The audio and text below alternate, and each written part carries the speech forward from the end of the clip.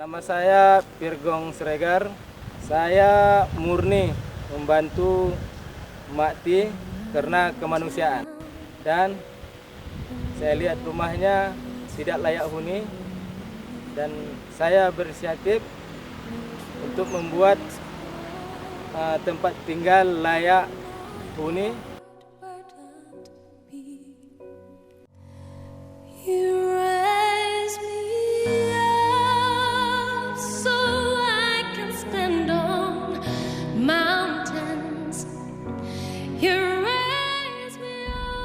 Pirgong Sregar ini adalah anggota Satpas Polres Aceh Besar.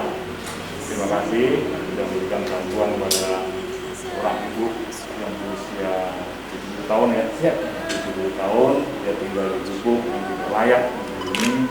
Dan dengan inisiatifnya sendiri memberikan bantuan, membangunkan rumah yang diambil.